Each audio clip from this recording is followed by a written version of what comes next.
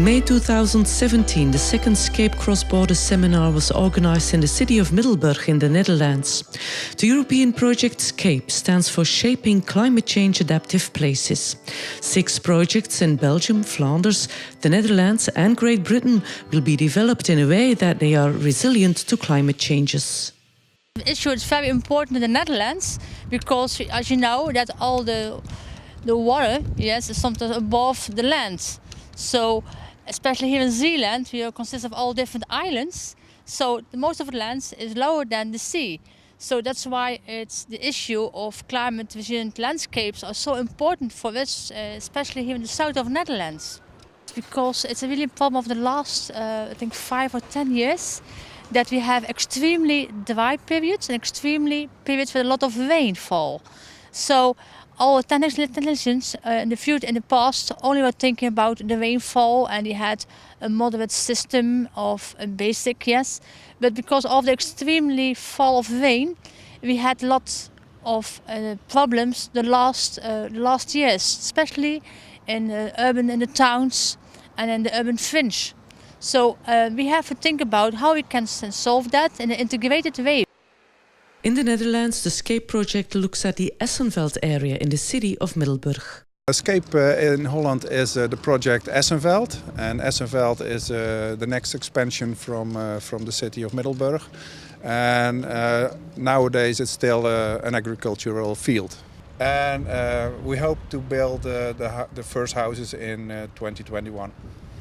Earlier in May, the project site of Essenveld was examined thoroughly by various experts in the so-called climate test, a workshop which gathers experts of all disciplines. Well, the focus on the climate test is an integration of experts and knowledge. And what we did is we had some maps and we put these experts together, and we confronted them with their specialists. So we get a more integrated plan and a more integrated project. The experts investigated urban heating, the sewer system and the water system in the Essenveld project.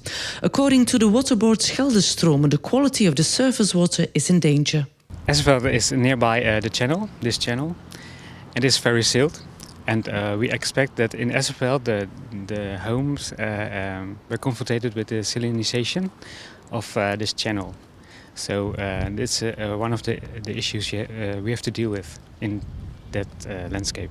The city of Middelburg will now do some more research regarding the water quality.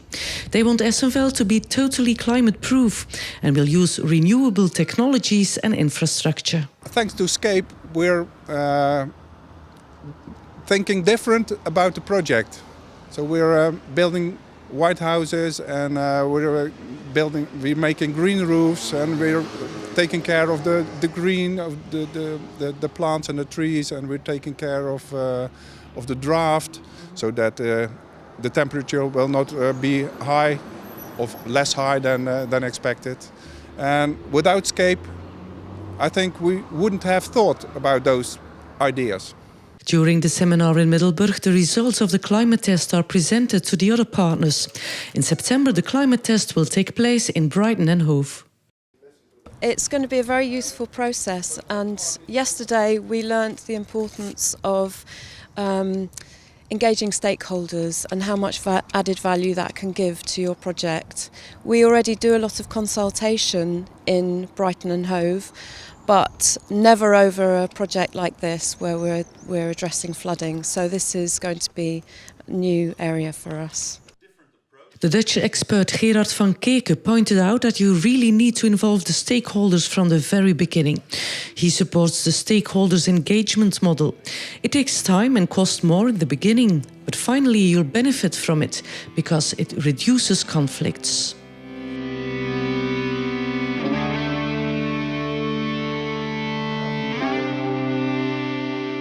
The Dutch SCAPE members who are organising the workshop have planned a trip to Tolen in the north of Zealand. During extreme showers, the city suffers from water flooding, which causes a lot of damage in many households. Sometimes the precipitation is 5 times more than the tubes can handle. The city of Tolen invited an external specialist to tackle the problem. Well, if you take a look at here in the street, originally the street was on the slope towards the houses. So basically what happened, before the water ran downhill to this side, it came through the houses and then downhill. So basically what we did over here was make a negative camber into the road. So you force the water to go downhill instead of going into the houses. So basically the solution was pretty simple. It's only another way of thinking how you construct your environment. At this spot, the water used to flood into the houses. After lowering the level of the parking lot, the water goes straight down into a park. Nou, we hadden wel vaak last van overstromingen. Het water kwam meestal de huizen binnen en er lag de volgende dag riool, water, poep, wc-papier lag gewoon op de straten. Je was nogal lang bezig met water weghalen en dat was wel irritant. In this part of the city, street bumps turn out to be part of the problem. Yeah, well, the thing with speed bumps is they stop the speeding, but they also stop the water. And the problem is that it can hold water like dikes. And that's not a thing you want, because then the water level will rise. And if the speed bumps are placed higher than the entrances of the houses, you got a problem, because the water between the speed bumps will rise higher than the houses and will eventually flood the houses. So if you lower them, you can lower the water level and prevent flooding into the houses. Quite simple solutions for huge problems. The main thing is to make people look at a problem in a holistic way. The big idea behind the solution is actually put a step back and get a broader view on your environment, how things work. Don't get stuck in your own work environment of sewer systems or water or roads or green or whatever you do. Take a look at the entire picture to make it happen. Not only did they tackle the water problem, they also constructed natural playgrounds and turned neglected green areas into nice places to walk and play. The British are very excited with what they have seen here. Although they got a very different typography, in Brighton and Hove it's very steep, the problems in a lot of ways are much the same. Over here is that you can drain a lot of water. I'm very impressed with the example we've seen of the paving with the pipe underneath that sends the water somewhere else to soak away, and the car park with the little wall that we saw earlier to keep the water away from the backs of the houses. And they're all relatively low-cost interventions that I think would be very applicable to Brighton and Hove. The measures taken in Tolen cost about €500,000. That's cheap in comparison with the installation of sewer systems, which often turn out to be inefficient during heavy floodings. We like simple, easy and not expensive because we don't really have a lot of money, but I think we're all in the same boat. And anything that is a low-tech, simple solution should be easier to maintain and is much more likely to get the funding and the backing behind it that we need. So to see some things that are already been tested and tried here is great.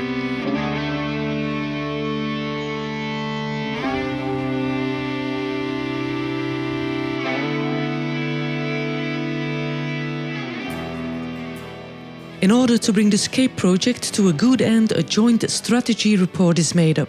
It is a guideline in which the goals of the projects can be translated into a procedure in order to develop water management projects that are climate resilient and landscape-led designed. We started with analysis of the European Landscape Convention, which is important in order to deal with the landscape.